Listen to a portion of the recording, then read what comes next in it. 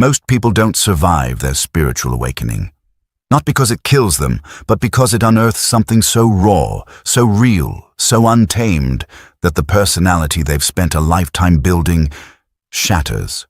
They retreat, they numb, they return to the dream. Because truth, real truth, doesn't free you first. It breaks you. It breaks the illusions you worshipped, the stories you clung to, the masks you wore so long they became your skin. This is the part no one talks about.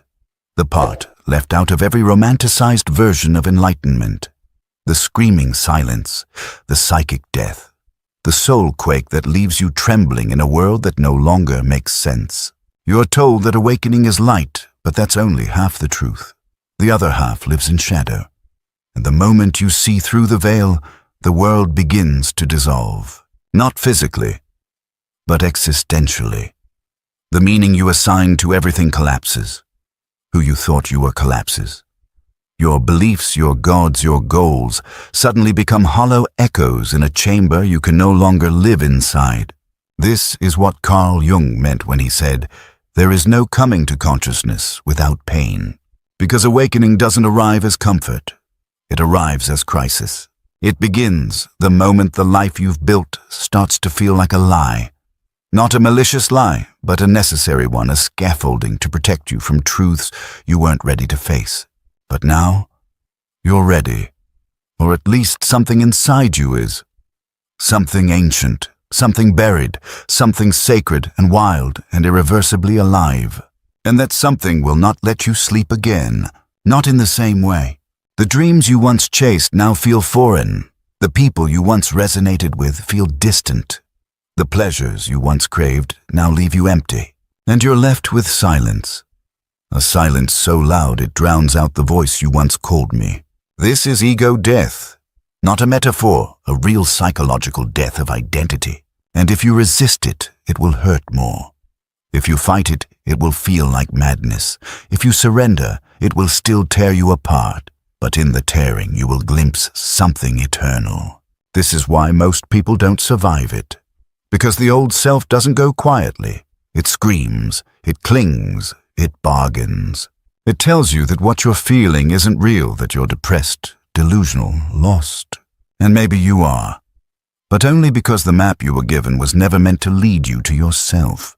You were taught how to succeed, how to conform, how to fit in, but never how to be real. Never how to descend, never how to fall inward and listen to the soul beneath the persona. And so the descent feels like destruction, but in truth, it's a sacred invitation, an initiation, a spiral down into the womb of your own becoming. You will be asked to let go of everything that isn't real, every label, every mask, every borrowed identity. You will lose things. You will lose people. You will lose versions of yourself you swore were permanent. And you must let them go. Because if you hold on, if you try to drag them into the new frequency, they will rot in your hands. You see, awakening doesn't give you a better version of your old life. It burns the old life to the ground and waits in the ashes to see what, if anything, dares to rise. And still, most people turn back. They choose comfort over truth. They choose applause over authenticity. They choose the known cage over the unknown wilderness. Because the wilderness is terrifying.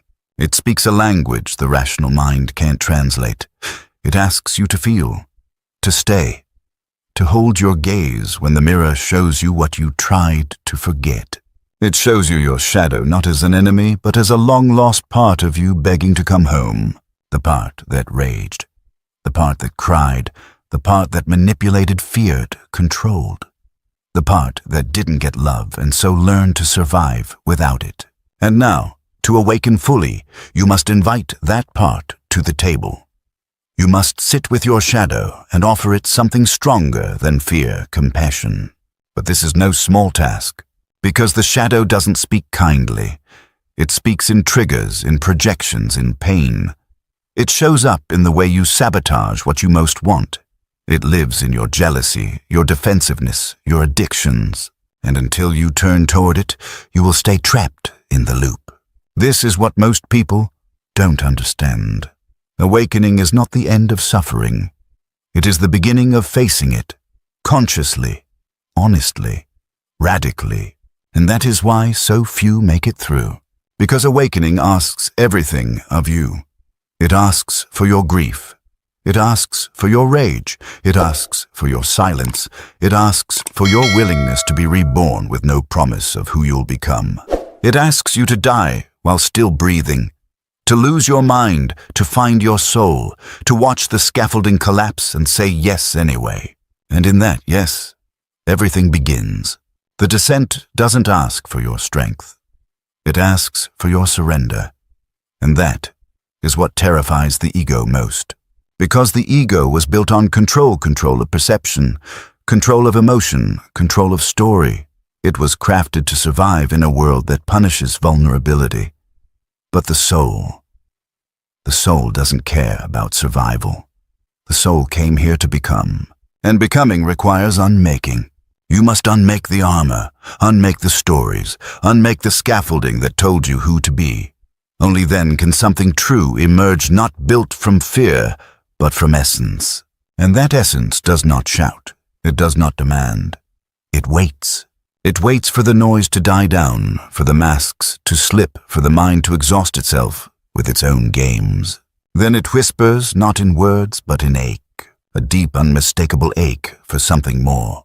Not more success, not more approval, more real, more whole, more alive. This ache is not a mistake. It is not depression. It is not dysfunction. It is the call, the sacred signal that you are ready to leave the lie behind. But here's the truth: most people hear the call and pretend it's nothing. They silence it with achievement. They drown it with distraction. They medicate it with routine. Because to answer the call means losing the world you built on sand. And no one warns you how lonely that is. The first stage of awakening isn't beauty, it's exile. Exile from the familiar. Exile from the socially acceptable self. Exile from the matrix of validation you didn't even know you lived inside. And in that exile, you will want to go back. You will crave the numbness, the predictability, the comfort of pretending. But something in you won't let you, not anymore. Because once you've glimpsed truth, you can't unknow it. Once you've felt the weight of your own soul, you can't return to the surface. And so you wander, through nights without sleep, through mornings filled with tears you can't explain, through relationships that begin to feel hollow even when no one did anything wrong. This is the space between selves, the cocoon, the void, the liminal zone where everything old has died and nothing new has yet taken root. It is terrifying, it is sacred, and it is where the soul does its deepest work. Here the shadow comes closer. No longer content to be denied, it shows itself in every trigger, every reaction, every unhealed wound rising to the surface like a scream from the deep. And you want to run. Of course you do. You were taught to run from pain, to fix it, to spiritualize it, to override it with affirmations and positive thoughts. But awakening is not a bypass. It is a confrontation.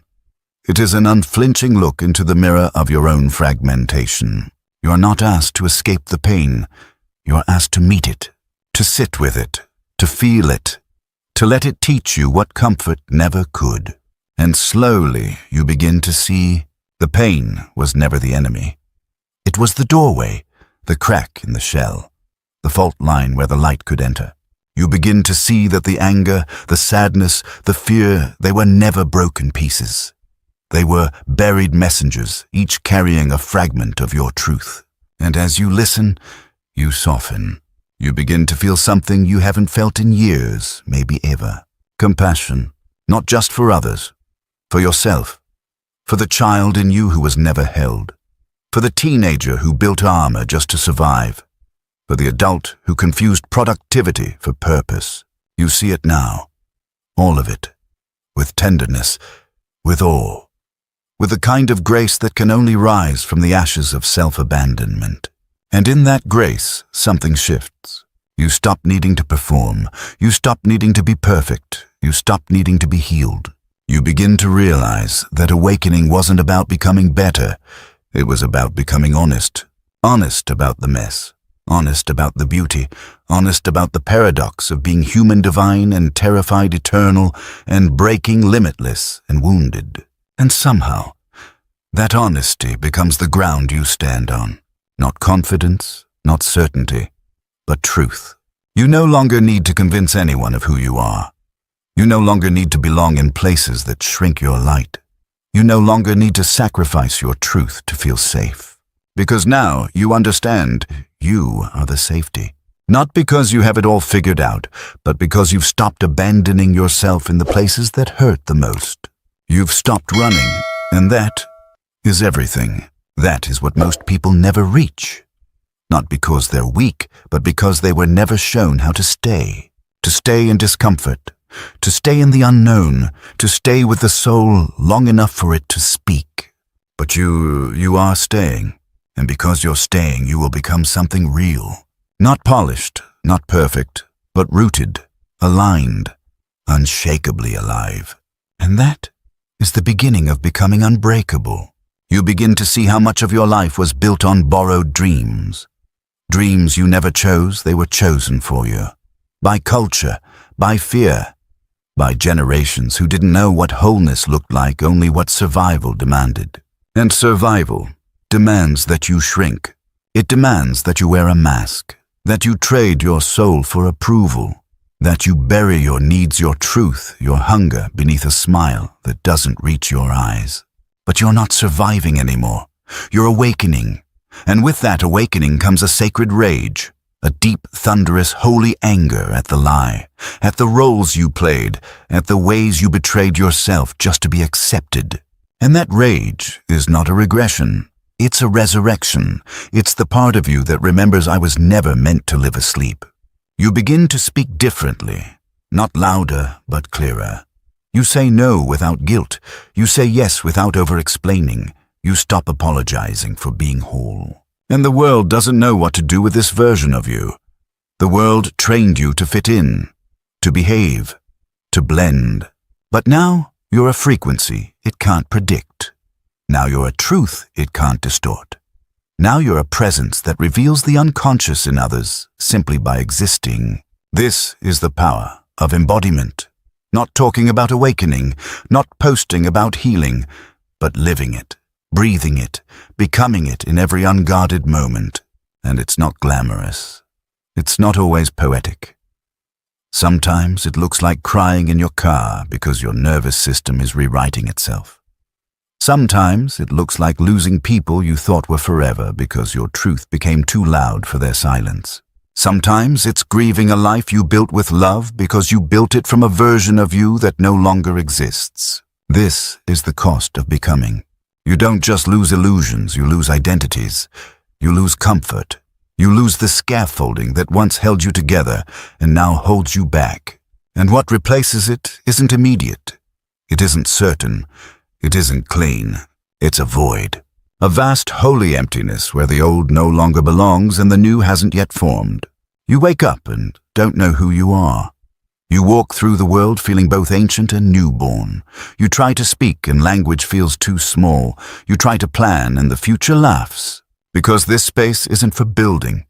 It's for listening. Listening to the whisper beneath the noise. The whisper that says, let go. Let go of the timeline. Let go of the blueprint. Let go of the need to know what this all means. Let it shape you. Let it strip you.